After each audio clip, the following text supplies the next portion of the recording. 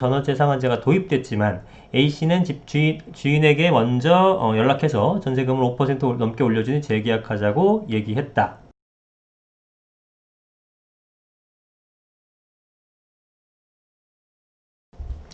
네, 안녕하세요. 반갑습니다. 이승훈 소장입니다. 자, 세입자가 5% 넘게 올려줄 테니 더 살자. 헛도는 전월세 상한 이런 기사가 있는데, 왜일까요? 5%로 이제 법으로 정해졌기 때문에 세입자 입장에서는 당연히 5%의 어떤 그 혜택을 활용하고 싶을 텐데 더 올려준다고 세입자가 먼저 얘기를 한다고 합니다. 왜 그런지 한번 살펴보도록 하겠습니다.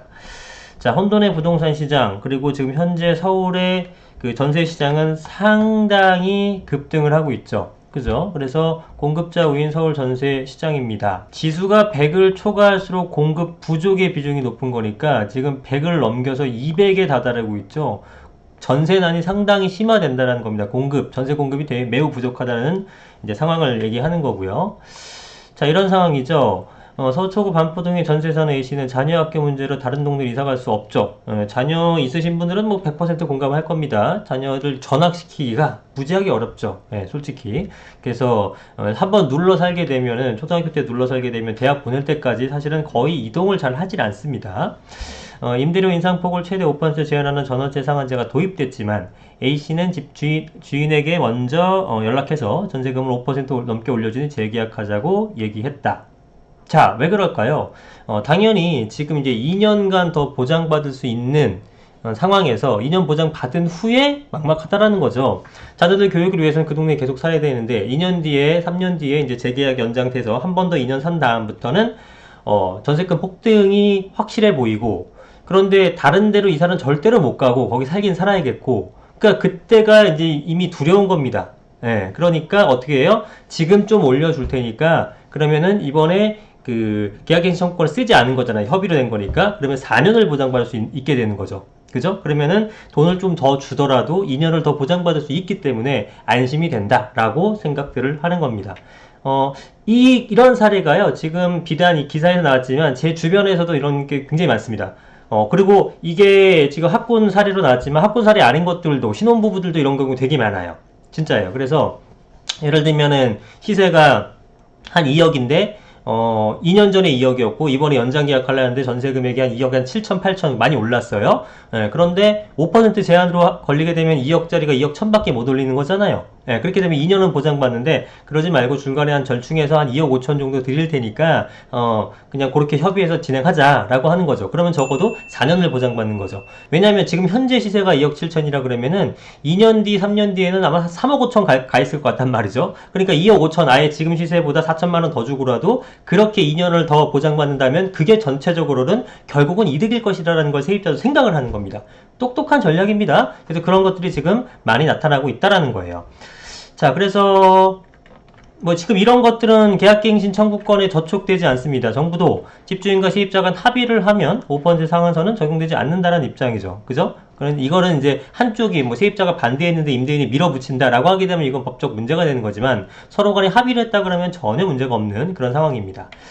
그래서 임대인으로서는 돈 준다는데 싫어할 이유가 없고 임차인들한테 어떻게 설득하느냐의 부분인데 임차인들이 자발적으로 이런 형태를 나타나고 있다는 겁니다. 이유는 2년 더 보장받기 위해서. 자, 지금 전세시장은 확실한 공급자 우위 시장입니다. 지금 보시게 되면은 서울 지역의 전세 수급 지수가 186.9포인트라고, 189.6포인트라고 하는데 요즘도 계속 올라가고 있죠. 그 전 최고 기록이 언제였냐면은 2015년 10월, 그러니까 5년 전 최고 기록 190.6에 거의 근접한 수치예요. 그러니까 매우 전세가 부족하다는 것을 수치로도 보여주고 여러분들 현장에서도 체감하실 겁니다. 집을 구하시는 분들 정말 힘들 것 같아서 좀 걱정이 됩니다. 자, 이런 상황에서 세입자는 재계약하기 위해 스스로 임대료를 5% 이상 올려주었다는 것이다. 이 같은 현상은 세입자가 중고등학생 자녀를 두었거나 그 다음에 첫 입주 때 시세보다 저렴하게 전셋집을 입주한 지 2년 된 아파트, 뭐 헬리오시티 같은 것들 저번에 영상에서도 한번 찍어드렸지만 어떤 거는 전세가 6억이고 옆집은 바로 11억이고 전세가 그렇게 차이 납니다. 거의 2배가 차이 나는 수준이죠. 바로 이런 법으로 인해서 지금 약간 왜곡 현상이 생겨서 그런 것들인데 입주할 때는 쌉니다. 매매가는 뭐 15억씩 하지만 전세만 5억밖에 안 했거든요. 그 헬리오시티 같은 것도 5억 6억밖에 안 했는데 그렇게 처음에는 어쩔 수 없어요. 왜냐면 물량이 한꺼번에 쏟아지니까. 그죠? 제가 말씀드렸다시피 매매 물량은 아무리 쏟아져더라도 가격이 떨어지지 않지만 전세 물량은 제 아무리 강남이라도 왕창 쏟아내면 가격이 떨어지기 마련입니다. 예, 그러나 그 전세 금액은 2년, 4년 이렇게 계속 계약하는 시점에 도래하게 되면서 정상 가격을 찾아가는 거죠. 그러니까 초기에는 굉장히 쌌다가 2년 뒤에는 사실 왕창 올려줄 각오를 해야 돼요. 그런데 왕창 올려줄 준비라고 했었는데 법이 그렇게 못하게 만들었잖아요. 그러니까 왕창 올린 건 11억, 못 올리는 애들은 6억 이렇게 돼버리는 거죠. 그래서 이런 분들이 봤을 때는 지금 시세가 상당히 높아졌는데 지금 싸게는 들어갈 수 있지만 2년 뒤에는 거의 무조건 쫓겨나게 생겼으니까 적정하게 타협을 한 다음에 5%보다 더 인상을 해주고, 예? 그렇게 하고 2년이 아닌 4년을 보장받는 거죠. 지금 시점 기준, 지금 재계약하는 분들 기준, 그죠? 지금 당장 재계약하는 분들 같은 경우는 2년 남은 거잖아요. 솔직히 2 플러스 2년이 아니라 그 전 2는 다 지나간 거고 이제 플러스 2년밖에 안 남았는데 2년 뒤에 가격 뭐 불을 보듯 뻔하니까 아예 조금 더 지금 올려주고 5% 상한을 넘겨서라도 주고 4년을 보장받으면 훨씬 더 마음 편할 거 아니에요. 그런 사례들이 지금 엄청나게 많이 나타나고 있다라는 겁니다. 네, 사실 그게 세입자 입장에서도 좋아요. 그죠? 근데 오히려 집주인이 거절하는 케이스도 많습니다. 그죠? 왜냐면 아니 나 지금 5% 그냥 받고 2년 뒤에 그냥 화끈하게 받아볼랍니다. 이런 분들이 훨씬 더 많습니다. 예, 하여튼 그런 상황이에요. 뭐 제 주변에서도 이런 어떤 사례들 같은 것들이 많이 나오고 있어요. 자, 그럼에도 또 이제 세입자가 재계약을 못하는 경우도 있어요. 올려주겠다고 하는데 못하는 경우도 세입자 그 입주인이 반대하는 경우도 있고 또 이런 경우도 있죠. 집주인이 돌아와야 되는 경우도 있죠. 예를 들어 재건축 같은 것들은 지금 2년 지금 거주 의무를 해야 되기 때문에 아파트를 받으려면 새 아파트 받으려면 들어오는 케이스도 많고 또 세금 문제로 인해서 지방에 있는 거 정리하고 강남 같은 거는 전세 안고 사놓고 내가 굳이 강남에 비싼 동네 살 필요 없으니까 다른 동네에서 살았는데 두 채 되니까 종부세 엄청 나오죠. 그럼 둘 중에 하나 팔아야 돼. 강남 거 팔아요, 비강남 거 팔아요. 비강남 거 팔지. 비강남 팔았으니까 어떻게 되니까 일로 들어오는 거죠. 그죠? 뭐 여하튼 어떠한 이유에서든 집주인이 돌아오게 되면 세입자는 이사를 갈 수밖에 없다. 예, 안 그래도 전세가 지금 전세난이 심한데 그 남아있던 전세마저도 다 집주인이 들어오게 되면 또 공급이 또 줄어들게 되는 거죠. 그래서 뭐 B씨는 집주인에게 시세만큼 전세금을 올려줄 테니 5% 이런 거 필요 없습니다. 전세 그 시세대로 줄게요 라고 했지만 거절당했다.